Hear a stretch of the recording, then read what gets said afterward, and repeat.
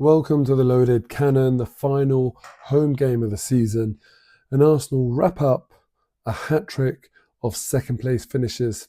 We'll get to that later, but first I want to dedicate this video to Arsenal's ex-youth team kitman, Mark Bonik.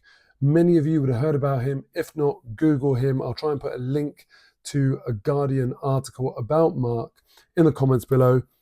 And my support goes out to you, Mark, because if you don't know, what's happened to this employee of the club or ex-employee of the club was that he has been sacked by Arsenal in spite of many, many years of service because of him publicly displaying his anti-Zionist beliefs on Twitter or X, whichever one you call it. Now, I'm disgusted, absolutely disgusted by Arsenal, and it's not the first time. You know, when you're a kid, you grow up and you fall in love with a club, and I do think it comes with age when you start to care about more than just football, but also I really feel like Arsenal. We used to refer to this club as a classy club. Those days are long gone. We've seen it time and time again, the contradictions between their stance on Ukraine versus Uyghurs or Palestine. It really, really leaves a bad taste in the mouth. And Mark Bonik is actually now suing Arsenal Football Club for unfair dismissal because he believes that his philosophical anti-Zionist views should not have led to him being dismissed from the club. And there's a famous case of a gentleman called David Miller who was let go of by University of Bristol, and he won that case against them. And so it does set a precedent, and I really, really hope Mark Bonik takes Arsenal to the cleaners. I do not care if he gets a windfall that equals Arsenal's transfer kitty. Some things are more important than football, and this is one of them. So my best wishes go out to him, and I really, really hope the club suffers from this horrible decision and they are financially de-incentivized to do this and to show this level of prejudice, if you want to call it that, to people that speak out against Zionism, which is a horrible, horrible apartheid and just colonial belief that makes me sick, and we see the evidence of what this level of Zionism does in the world. So all the best to you, Mark. Now, on to the game today. Wow, I mean, first 20 minutes, first half, in fact, were awful. Arsenal really, really have David Raya to thank. And do you know what? David Raya now has equaled Sells at Nottingham Forest for the same number of clean sheets and the most number of clean sheets in the Premier League this season. And who can say he doesn't deserve it? Absolutely brilliant. I think Newcastle in the first 17 minutes had 5 shots on target, and they did really, really well in the first half, but they could not get past David Raya, who was a brick wall in goal today. He is obviously desperate to get that golden glove, and fingers crossed he goes and does that. And especially our last game as well, should be fairly comfortable. And, against already relegated Southampton, to hopefully he can do the business there. And provided he gets a clean sheet, then no one can beat him. Either he'll win it outright, and Nottingham Forest have got Chelsea, so that'll be a very, very tough game, even though they're playing Chelsea at home, for them to keep a clean sheet. Whether he wins it outright or equals it, no one can argue that he isn't deserving of that.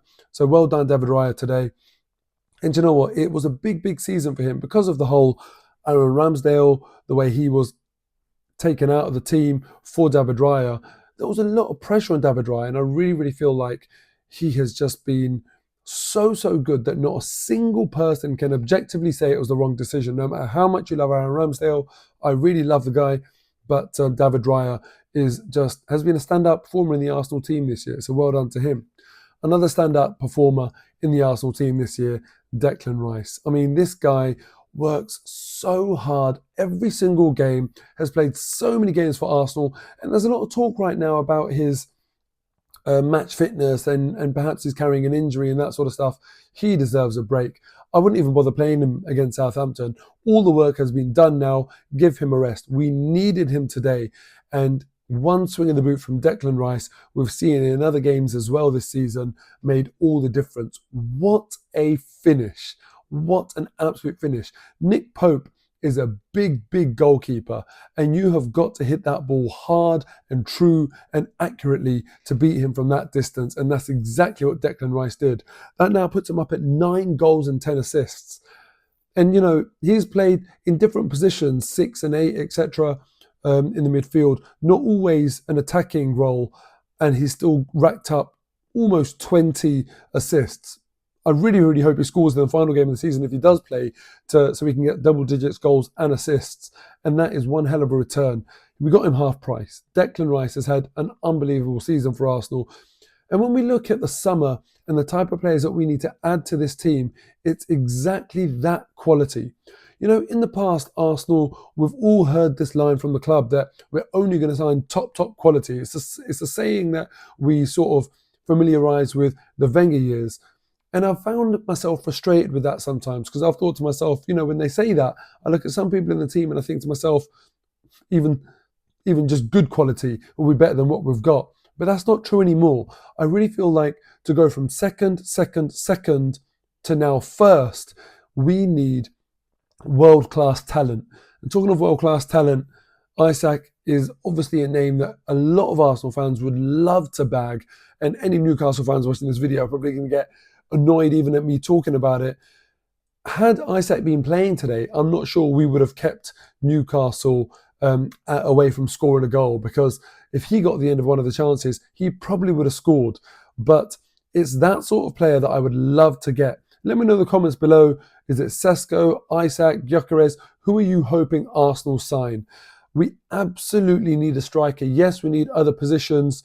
Kieran Tierney will be departing. I don't think we need to replace him with Lewis Skelly as well in the team as well. We've got Tomiyasu coming back, Ben White. We've got an abundance of riches there in Timber as well, in right and left back positions. But it looks like I think that will be Kieran Tierney's last game for the club, and also Jorginho. Now, Jorginho, look, he's done well for Arsenal when he's come in, but he's limited. He's not agile enough. He's not physical enough.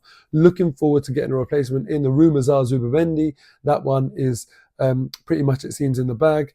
But the striker is the big one. And also, I think perhaps Martinelli needs a bit more competition, which might mean we let Trossard go, or perhaps even Martinelli go. I don't know. But Nico Williams, perhaps. I think we need some serious quality in order to stop us being bridesmaids. When I look back at this season and I look at the conversation around Mikel Arteta, I think Paul Merson recently said that he's got until Christmas. Listen, I love Paul Merson, but that's nonsense for me. It'll be very hard to replace Mikel Arteta for a better manager. Clearly, our trajectory is very good, and I believe that Mikel Arteta can take us over the line. He needs to be backed. Martin Keown, he interestingly said today, I think it was, that it can't all come from the manager. And I think the manager has shown that he has done enough. He needs that star quality now. A player that can take the game by the scruff of the neck and do the business in those really big moments. And also, Keown was talking about when Arsenal finished second to Man United on a few occasions, and Arsene Wenger got a psychologist to come in and say, look, we're second because of the stats, not because there's a mental block or something. But he said, I think we've got more under the bonnet and we can get that out of the team and make those stats go from second to first. And that's what happened. Arteta needs to do anything and everything to convince this group of players, along with signings, that there is more that they can do. And it's been very frustrating to see us finish second 3 years in a row. Let's not make it 4. I believe next year can be our year, but it's a huge summer. And as always, there'll be rebuilds in many other clubs. Liverpool, they're going to add. Man City, clearly they're going to add as well. With other teams getting Champions League, potentially Man United via the Europa League, they'll add. Newcastle, if they get Champions League, they'll add as well. It will be very tough, but we can do it. So I'm not entertaining any conversation about Arteta out. For me, he's a brilliant manager. He's proved that he's got us close enough. Now for me, it's on the board. Back Mikel Arteta, and let's go and finish first next year. I'm out. See you off to Southampton. Take care.